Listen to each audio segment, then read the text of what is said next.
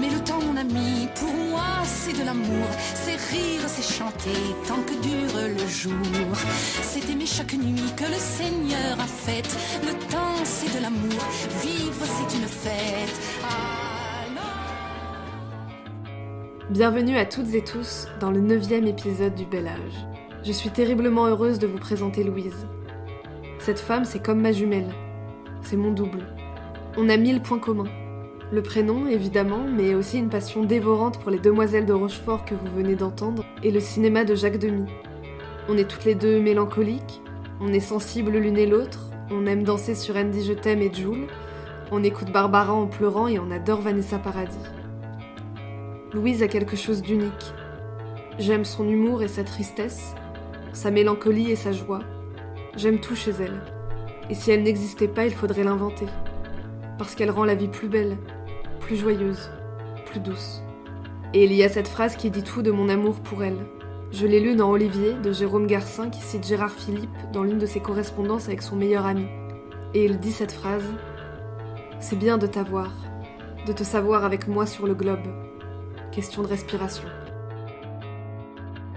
Dans cet épisode, on parle beaucoup d'amour, son sujet préféré, dans tous les sens du terme.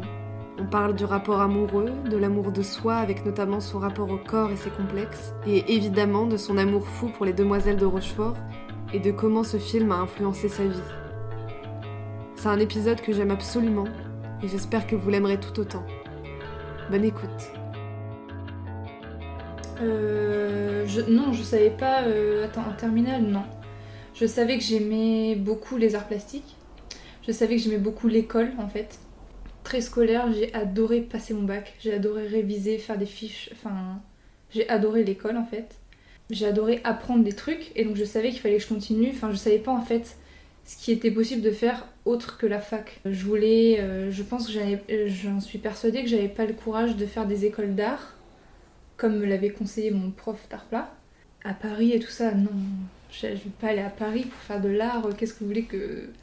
Encore une fois, hein, qu'est-ce que vous voulez que je fasse, moi, Louise Gardan, à Paris dans une école d'art? Non, je vais plutôt aller à Caen, en art du spectacle. Il y a le mot art. Et arrivé en L1, en Ardus, j'ai découvert le théâtre, que je connaissais déjà avant, tu vois, mais auquel je portais pas forcément... d'intérêt plus que ça. Et après, ça a été comme, je sais pas, normal. J'ai rencontré des gens qui m'ont fait aller au théâtre, plus que, sans mes parents, tu vois. C'est un truc déjà nouveau de trouver une passion qui t'est propre. C'est hyper rassurant. Je savais que la formation allait forcément me plaire parce qu'il y avait beaucoup de connaissances à acquérir. Il y avait en plus le double cursus avec les lettres. Comme j'adore disserter, lire, analyser, machin. À la pré-rentrée ou même, tu sais, ça m'a vendu du rêve, cette formation. Du coup, j'y suis allée par hasard, mais ça m'a donné... ça m'a apporté beaucoup, quoi. Après, il y a eu le master, bon. Petit point noir dans cette formation, mais au-delà de ça, la licence, en tout cas, était géniale. Moi, j'ai adoré ces 3 ans de licence.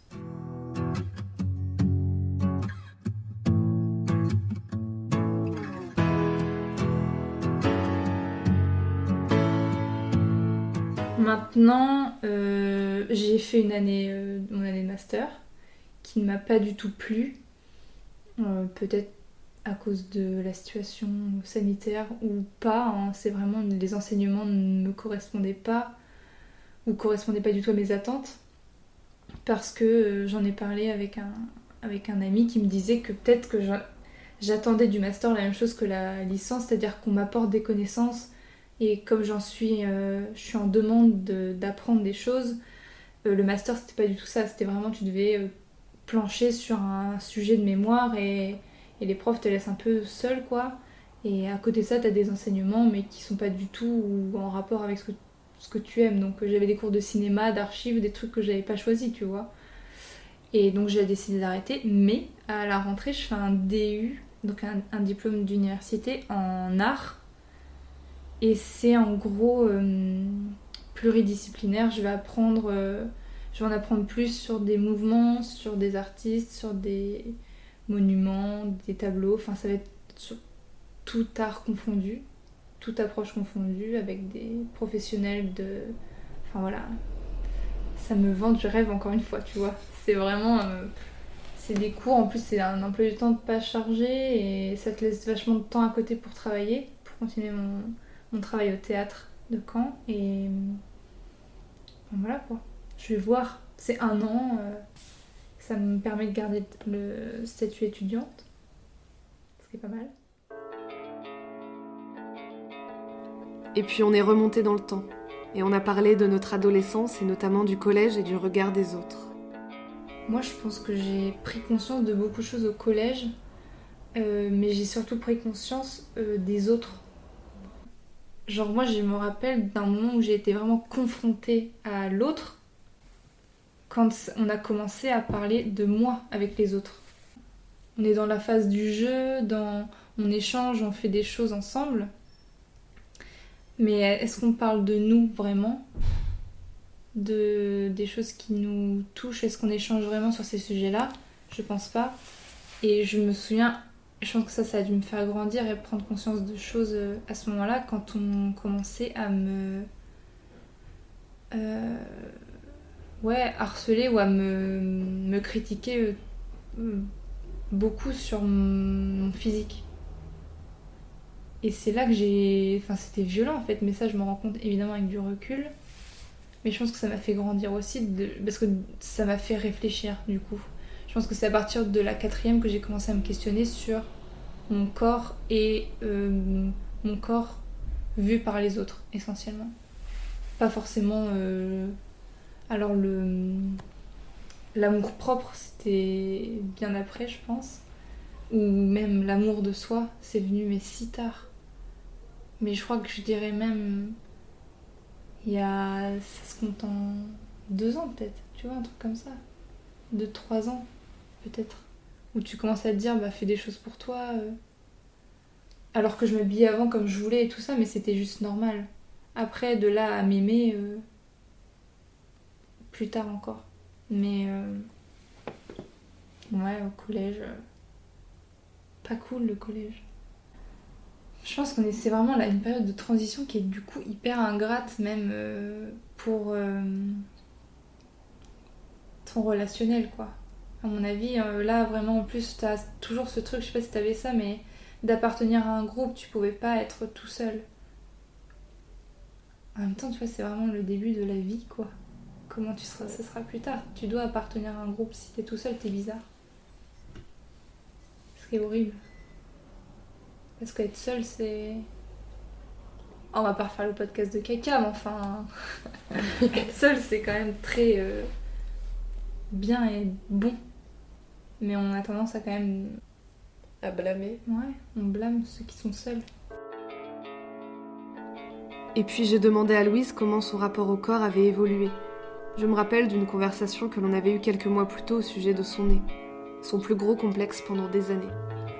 Je vous laisse l'écouter. Je sais pas.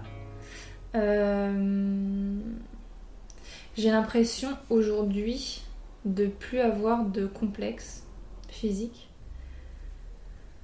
J'en ai eu longtemps un. J'aimais pas du tout mon nez. Et c'est ce que je te disais tout à l'heure, c'est quand on a commencé à me faire remarquer au collège que j'avais un grand nez, que c'est devenu un complexe. Parce qu'en fait, on m'a fait comprendre que c'était... Au début, je me disais, ouais, on m'a fait la réflexion que j'avais un grand nez. Et c'était par la suite que, en fait, on me faisait des réflexions en me disant, mais oui, mais ok, il est grand, mais c'est moche. T'as toujours pas compris, en fait. C'est de là, pas qu'on veuille me regarder de profil, ou tu sais, c'était l'enfer pour moi, l'amphi en L1. Parce que t'avais des yeux partout. Donc c'est-à-dire que n'importe qui pouvait te regarder de profil à n'importe quel moment. Tu vois, j'en étais là. Alors que aujourd'hui, j'ai plus du tout ce truc de mon nez. Je trouve que c'est... Je pense que j'ai eu un déclic il n'y a pas si longtemps du coup. Il y a moins de 3 ans. De me dire que tu peux avoir des complexes... un complexe physique, à moins de le changer, tu peux rien faire, donc accepte-le. C'est beaucoup plus facile, c'est beaucoup moins d'énergie, et puis détester quelque chose, c'est vraiment dur. Et en plus, sois objective, il est pas si moche, tu vois. Ça te rend pas moche, t'es pas... J'ai pas envie de le changer non plus. J'ai pas du tout envie de changer cette partie de moi. qui fait que je suis un peu... c'est nul, enfin, c'est cucu de dire... si je l'avais pas, je serais pas moi, évidemment, en fait. C'est con, mais c'est vrai. Donc j'ai plus de complexe, mais il y a toujours des choses que je me trouve pas belle non plus. Des fois ça t'arrive, mais j'ai l'impression que ça fait longtemps là. Ça m'est pas arrivé de me dire que j'étais vraiment belle. Alors que je peux prendre soin de moi ou me fringuer comme j'aime, mais je sais pas. Je sais pas pourquoi. Alors que je le suis, bien objectivement. Je l'ai. Je sais pas si c'est parce que j'attends que ce soit les autres qui me le disent maintenant. Puisque dans ma tête, je sais que je le suis. Mais je sais pas si ça me suffit pas. Et en plus, je pense peut-être parce que je sais pas. Le fait d'avoir un amoureux, est-ce que ça fait que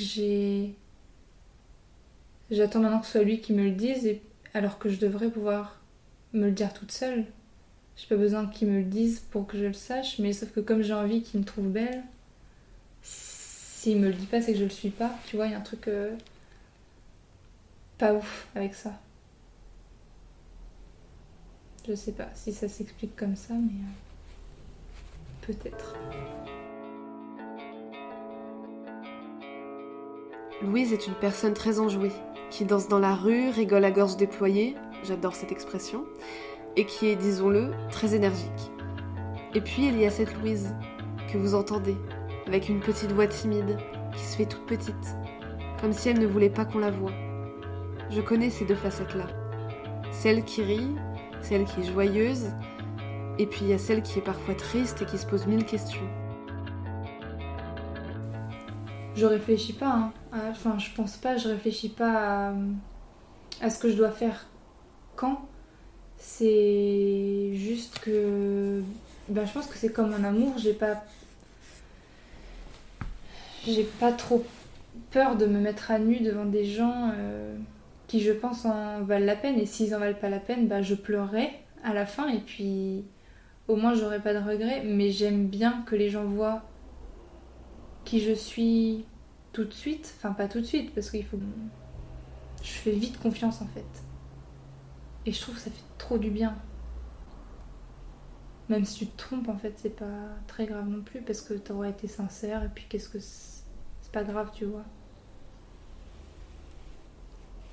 Et en même temps, je pense que l'image que je donne d'être extravagante et tout ça, elle me va bien parce que j'aime bien être cette personne-là aussi. Tu vois, du fait que tu me le dises, que je suis comme ça me fait plaisir parce que c'est aussi comme ça que j'ai envie qu'on me voit. Ça, c'est une personne que j'aime bien être. Et puis on a parlé de la place de la parole et des émotions dans sa vie. On a tous et toutes besoin de se confier, de parler de ce qui nous arrive, de nos bonheurs et de nos malheurs. Et pour Louise, la parole est centrale dans sa vie. Ah ouais. C'est trop dur de garder même des choses. En fait, je pense que on en parlait tout à l'heure et j'ai toujours en tête la phrase d'une copine qui m'a dit: toi Louise, un rien peut te faire du mal, mais un rien peut te faire plaisir aussi. Et le un rien peut te faire du mal, c'est-à-dire qu'une toute petite chose, moi dans ma tête, c'est très grave. Et du fait que ce soit grave, je dois en parler parce que je peux pas le garder pour moi, alors que c'est pas dramatique. Mais je dois faire part, je pense. Est-ce que c'est pour mettre des mots sur ce qui m'arrive, ou je pense que c'est plutôt pour pas être toute seule dans ma tête avec ça, parce que je sais que ça me ronge et que c'est invivable après. J'arrive pas à rationaliser en plus, moi. Je n'arrive pas à dédramatiser. Tout est très grave en fait. Je ne hiérarchise pas, voilà, mes douleurs ou mes inquiétudes. Tout est soit très grave, soit pas du tout. Donc tout le temps très grave en fait. Il n'y a pas de c'est jamais grave. Mais ouais, tout est plutôt grave et donc je dois en parler. T'as quel rapport avec la vulnérabilité? Ça t'évoque quoi ce mot? Ça m'évoque la fragilité et la vulnérabilité, c'est aussi... C'est une fragilité, mais quand tu me dis ça, je pense tout de suite à me rendre vulnérable. Être vulnérable par choix. Tu vois, accepter d'être vulnérable. Et je trouve que c'est une très belle preuve de confiance d'accepter d'être vulnérable par rapport à quelqu'un. Et c'est de la sincérité, je trouve. Tu vois ce que je veux dire? C'est une sorte de vérité. Si tu acceptes d'être vulnérable, tu acceptes d'être humain, en fait. Et d'être vrai, t'as le droit, en fait, d'être triste ou... Ouais, vulnérable. Mais vulnérable, ça veut aussi dire être en danger. Tu vois? Et donc, ça me fait penser, du coup, à l'amour, en fait. À mon avis, tu es le plus vulnérable quand tu es amoureux. Tu acceptes qu'on te rende très heureux, comme très triste. Tu vois? La personne que t'aimes est celle qui peut te faire le plus de bien et le plus de mal. Ça fait peur, hein? Moi, ça me fait peur. Ça te fait peur d'être amoureuse? Ah ouais. Ça me fait peur et en même temps, je trouve ça... Je pense que c'est une des choses que je préfère vivre. L'amour en général. Et ça fait peur parce que je suis... Comme je réfléchis trop, je suis très fataliste et j'imagine toujours la fin. Donc ça m'angoisse aussi beaucoup. C'est source de beaucoup d'angoisse.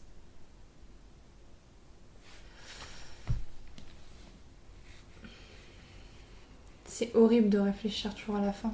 Tu vois, mais j'ai l'impression que c'est un truc qui est...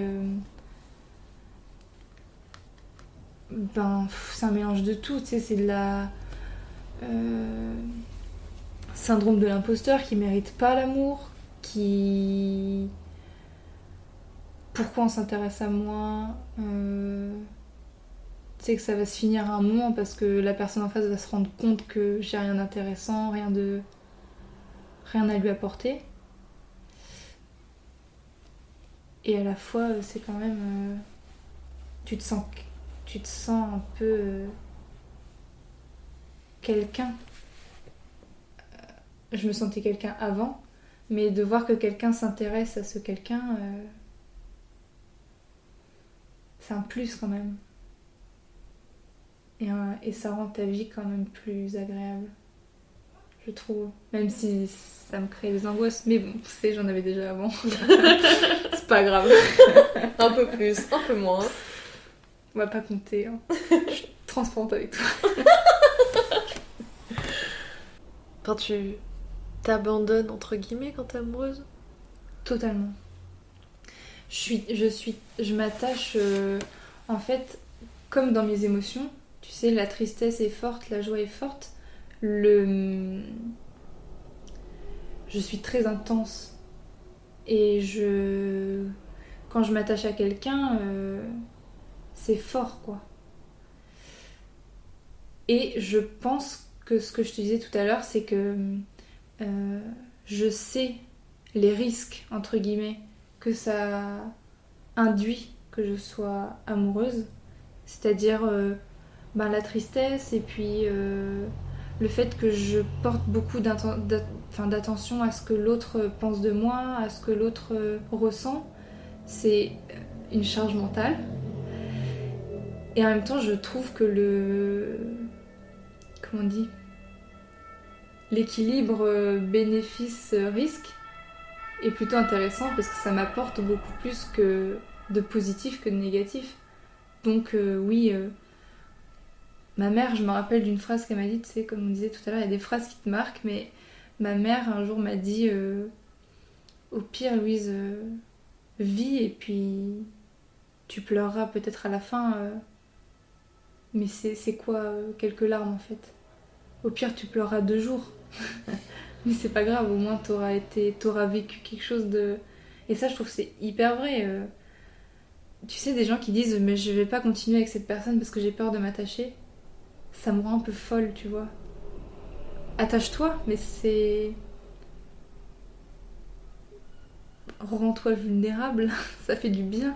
En plus, dans la vulnérabilité, ce que j'ai pas dit, c'est que c'est quand même agréable que t'aies l'impression que quelqu'un te voit comme tu es vraiment, en transparence. Tu vois, quand t'es totalement transparente avec quelqu'un, on a beau faire une blague, c'est franchement...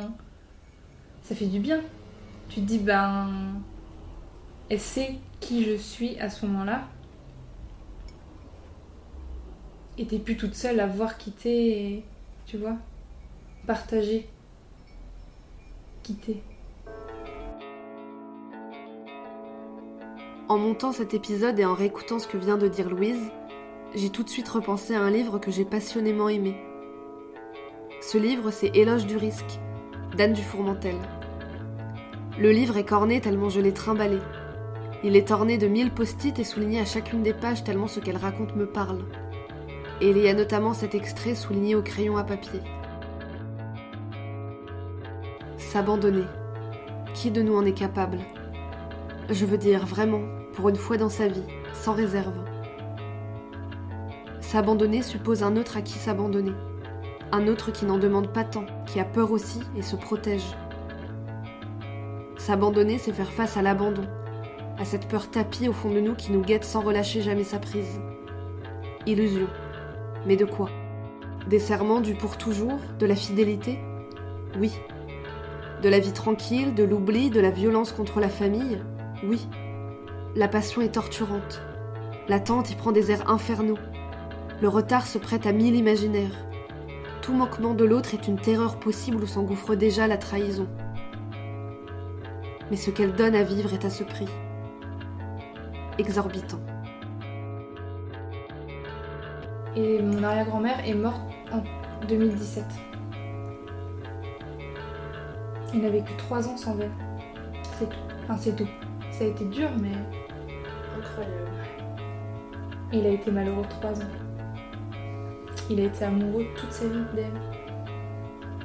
Je trouve ça trop beau. Évidemment que ça existe. Pourquoi les gens disent que ça n'existe pas? Il était très amoureux. Et elle aussi.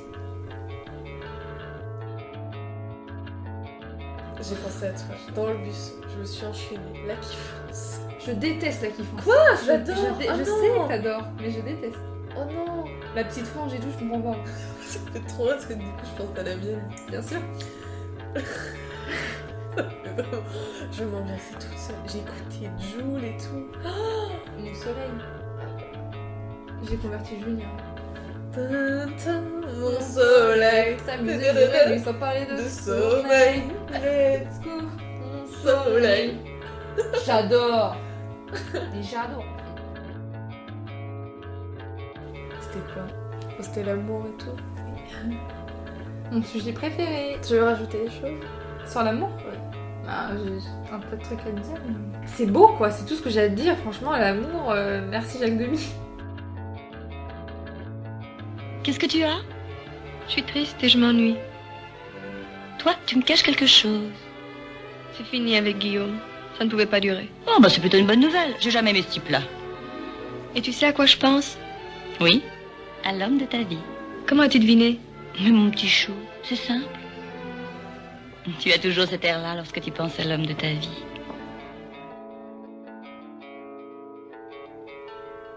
Il y a un film qui nous a rapprochés. Un film dont on parle tout le temps. Dont on connaît les répliques et les chansons par cœur. Ce film, c'est Les Demoiselles de Rochefort de Jacques Demy. Ces 2 voix que vous venez d'entendre, ce sont celles de Solange et Delphine, les héroïnes du film. Ce sont nos parents respectifs qui nous l'ont fait découvrir quand nous étions petites. Et depuis, ce film nous accompagne, partout, tout le temps. Quand on s'est rencontrés avec Louise, ça a tout de suite été une évidence. On se surnomme mutuellement par le prénom des personnages du film, parce qu'on est comme des jumelles. Son surnom à elle, c'est Solange. la clé de Sol et l'envol des anges, comme dit Monsieur Dame. Parce que Solange et Louise se ressemblent vraiment. Elles sont impulsives, disent les choses franchement et ne se laissent pas faire. Moi, je suis comme Delphine, à rêver d'amour au bord de la fenêtre, à me laisser guider par mes envies et à être mélancolique. Au-delà d'aimer ce film et ses personnages, les demoiselles nous ont vraiment appris la vie, les rencontres, le hasard, le chagrin, l'amour. Alors je lui ai demandé ce que ce film avait changé dans sa vie. Ça a changé, je pense que ça a changé quelque chose.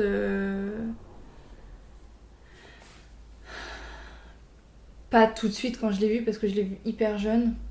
Mais je pense que du fait d'avoir grandi avec, ça m'a donné une perception de la vie, de l'amour. Je ressens les choses de manière très sensible parce que il y a beaucoup de sensibilité dans les films de Jacques Demy en général. La beauté de ce qu'ils disent, la simplicité aussi, parce que je pouvais comprendre quand j'étais petite que tout le monde était amoureux dans ce film-là, qu'en plus même l'amour de la mère avec ses filles, avec son fils, les amours perdus, les amours impossibles, les ruptures, enfin c'est quand même un film sur l'amour. Et en plus il y a de la musique, le film est très beau, enfin voilà, ça a changé, je pense. Ça m'a construite en pleine d'amour, je pense. Et en plus, j'ai grandi dans un foyer où l'amour prédomine tout. C'était mes parents s'aiment très fort encore maintenant, nous aiment très fort, et on n'a aucun souci à le dire, et à le vivre. Et donc, ouais, ça a fait... Je pense que c'est Thomas un jour m'a dit qu'il ne comprenait pas mon amour pour l'amour. Tu vois ce que je veux dire? Il comprend pas, mais moi c'est central dans ma vie. Aimer les gens ou aimer des choses. C'est ce qui me motive. C'est ce qui me fait vivre d'aimer les choses. Si j'aime pas ce que j'ai fait dans une journée, c'est une mauvaise journée. C'est con ce que je dis, tout le monde, c'est comme ça. J'aime trop aimer. Toi aussi? Ah bah oui. Moi j'ai une pote une fois qui m'a dit Louise, t'es une amoureuse de l'amour. Ouais. Mais c'est vrai. Oui, complètement. J'idéalise totalement ça. Pareil. Maintenant je le déconstruis, heureusement, mais pendant très longtemps ça Ouais. fait ça. Parce que, mais notamment si je rebondis sur les demoiselles, il y a un truc aussi dedans où t'apprends le hasard de la vie. Et moi ça c'est un truc qui me bouleverse, mais c'est vrai. Les rencontres. Le hasard des rencontres. Il y a quelqu'un que tu peux croiser dans la rue, qui est dans la rue 3 secondes avant toi, et si tu l'avais croisé 3 secondes avant, vous seriez vu, et peut-être que ta vie aurait totalement, changé. Ouais. C'est La ça chanson, aussi, la chanson des rencontres. Je crois que c'est ma préférée dans le film. En Moi plus, aussi. elle est trop belle celle-là. Et en plus, c'est un film qui est tout le temps sur les mouvements. Ils se connaissent tous sans le savoir, et alors que nous, spectateurs, on sait ce que ça provoquerait, que deux individus qui se rencontrent. Ça, c'est un truc aussi qui me rend folle. Le mot t'imagines, mon frère il le disait beaucoup quand il était petit. Et t'imagines, là, il y a ça, il y a ça, il y a ça.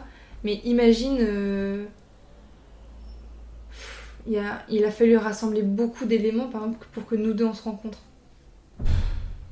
C'est fou, c'est peut-être pas du hasard, mais déjà le fait qu'on soit nés la même année, tu vois, qu'on ait le même âge, c'est un hasard déjà. Qu'on ait été dans la même fac, qu'on aime autant les demoiselles de Rochefort l'une et l'autre. Tu connais quelqu'un d'autre qui aime autant?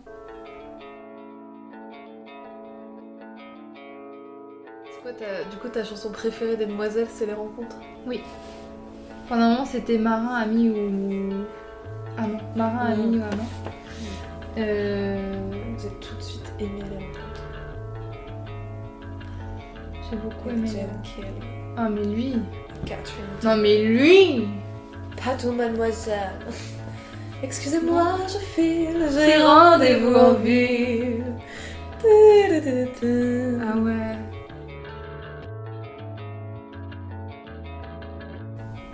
Moi j'aime beaucoup le moment de Solange et Maxence. C'est de l'esprit à 4 sous, gratter où ça vous démange, tant pis, et sage Solange. Et là fait. C'est ce que tu fais tout le temps en fait. Ça vient de là, ça vient de là. Bah tout à l'heure Non, c'était hier ou avant-hier que j'ai croisé Émile dans la rue. Et donc je lui ai dit bonjour et tout ça, il m'a dit... on s'est dit qu'on se verrait jeudi avec toi. Et j'ai repensé à la soirée, tu te rappelles, où il pleuvait à verse, Ruec, et on criait, on chantait les demoiselles à tue-tête quoi. J'ai complètement oublié ce qui s'était passé d'autre à cette soirée.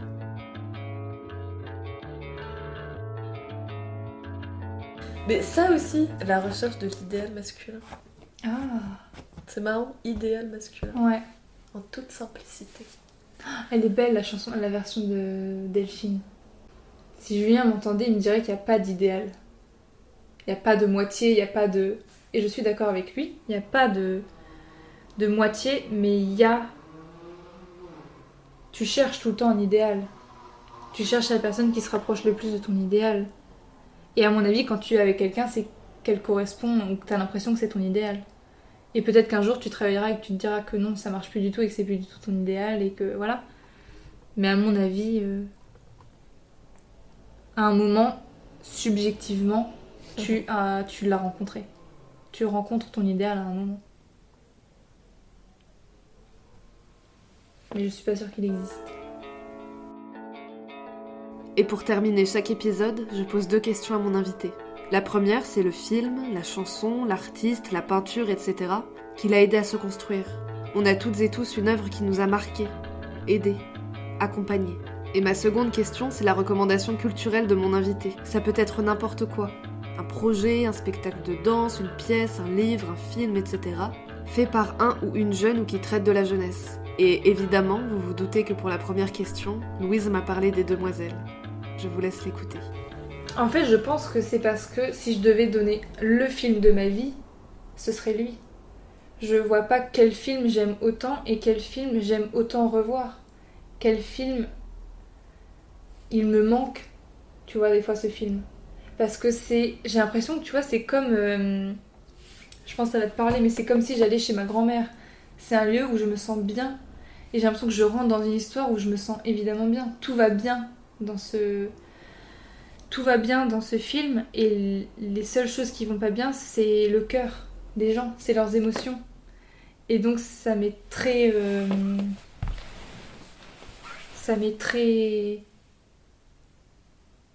proche.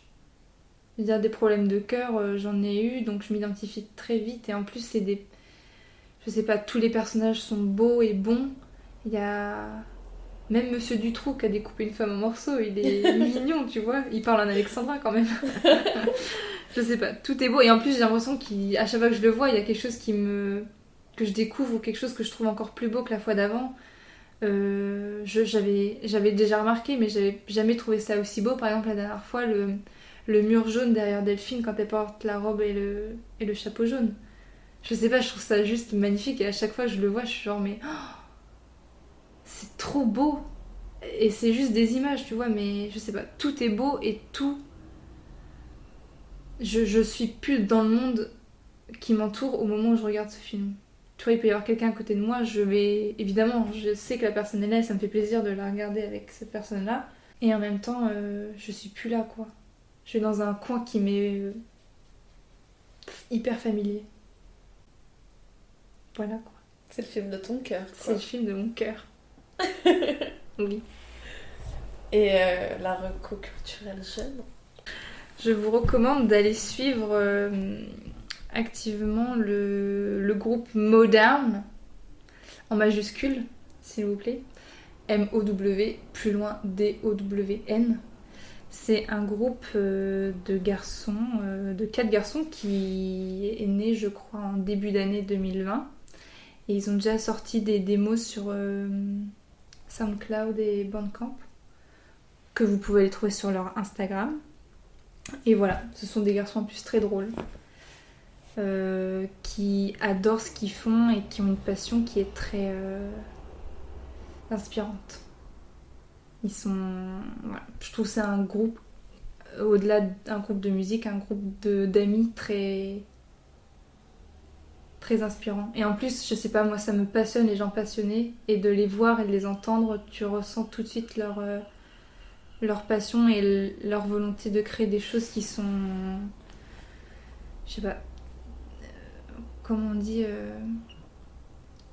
Tu vois, je suis sûre que quand on entendra leur musique plus tard, on saura que c'est eux. Tu vois, il y a une sorte de... une fibre qu'il y a eux. Je sais pas comment te dire. Alors que moi, ça m'étonne qu'ils aient réussi à faire ça, alors qu'en soi, il y a juste... Vous voyez pas, mais je fais vraiment des guillemets. Il y a juste 4 instruments, tu vois. Et des voix, mais ils arrivent à faire des trucs qui leur sont très propres. Et du coup, moi, je trouve ça fascinant. Mais parce que aussi, je connais rien à la musique, et du coup, je suis fascinée par leur talent, quoi. Voilà. Donc, si vous voulez être inspiré, ben, allez-y, quoi. En plus, ils sont magnifiques, donc qu'est-ce que tu veux que je te dise?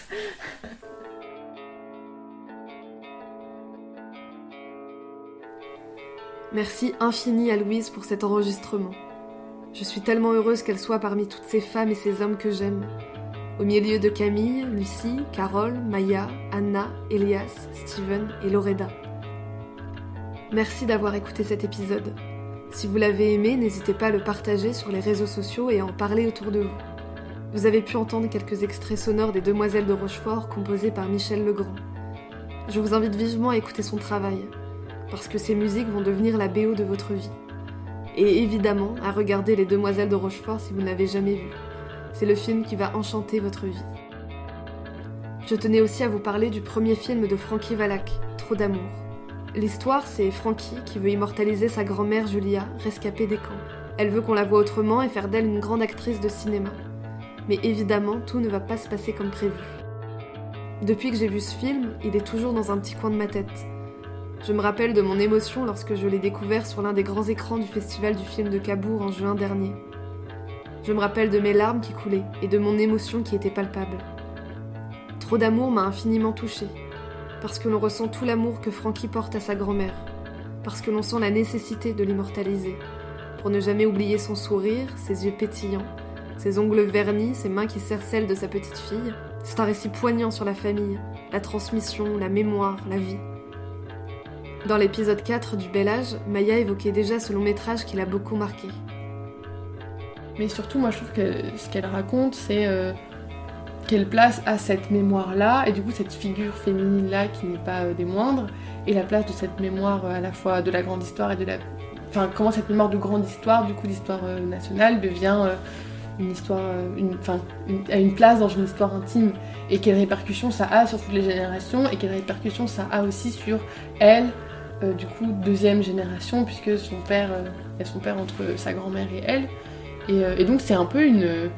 C'est entre la fiction et le documentaire, enfin le film joue beaucoup avec les frontières poreuses du docu et de la fiction, et c'est vraiment génial, c'est à la fois hyper tendre, hyper fort, et moi ça m'a beaucoup touchée parce que aussi j'ai un papa qui est algérien, et du coup j'ai cette histoire aussi de la guerre d'Algérie, etc., qui vient se frotter à la mienne, mais je trouve que ouais, ça pose beaucoup de questions sur histoire et mémoire, et sur surtout nous en fait, comment on fait pour grandir aussi quand on a... plus que... Enfin, que notre histoire familiale dépasse juste notre histoire familiale avec ce qu'on sait déjà, ce que c'est que d'avoir une histoire familiale, mais quand ça vient toucher à d'autres choses. Donc je le conseille vivement, et en plus je trouve ça fou et trop chouette de faire un film, et d'oser faire un film comme ça à 26 ans. L'extrait qui va suivre est sans doute mon moment préféré du film. Francky et Julia font une lecture de la pièce de Marguerite Duras, Savannah Bay. Le texte résonne très fort pour Francky, et elle se met à pleurer. Là, on va arrêter une seconde ce truc. C'est trop dur. C'est trop triste. C'est trop triste. Oh oui, écoute, on n'est pas fait pour être triste. Non. On est fait pour être gay. Oui. Écoute, pleure un bon coup, ça te soulagera. Ça va? C'est mieux? Oui. D'accord.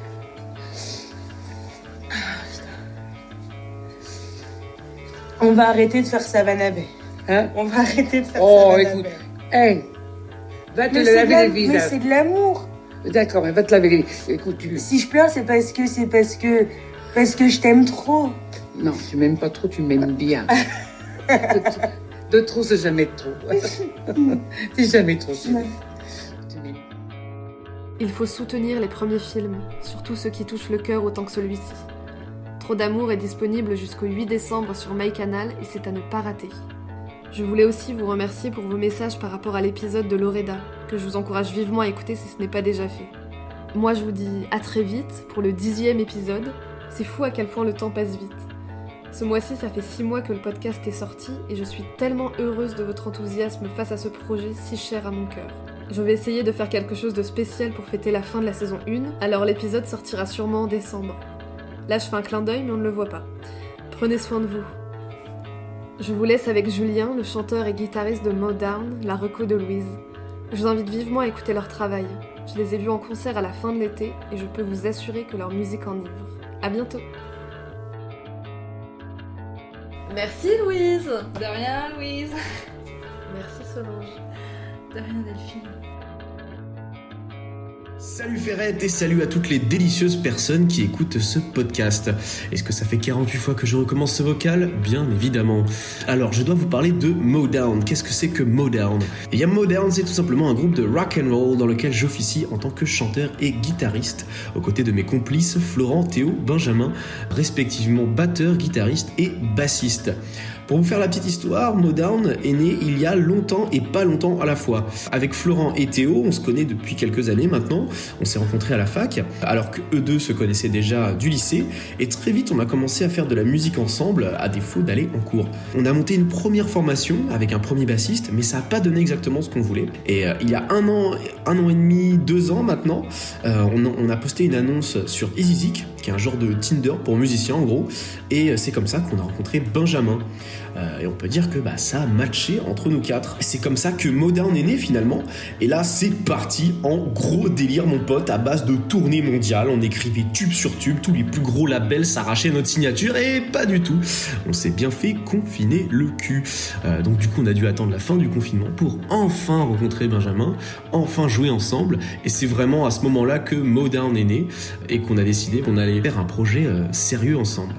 Alors, pour vous donner un peu une idée, notre musique, c'est un peu un mélange de tout ce qu'on aime, un style musical qu'on a appelé entre nous le Psyche Surge, qui est une contraction de psychédélique, grunge et surf, qui sont des styles musicaux qu'on affectionne tout particulièrement.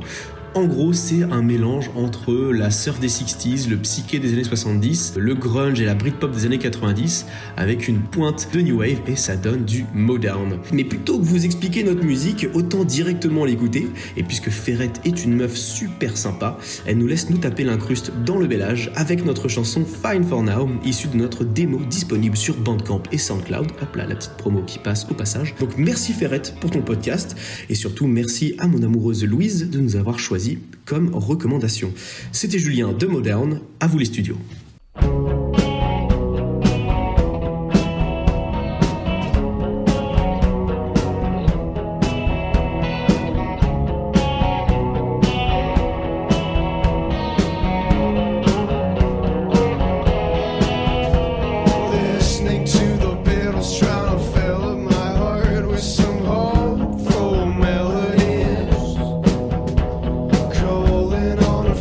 Trying to fill up my soul with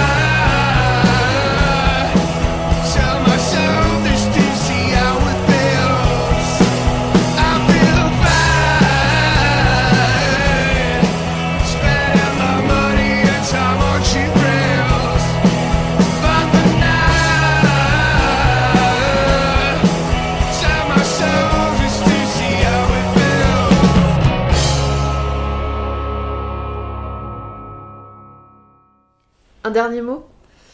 Je t'aime.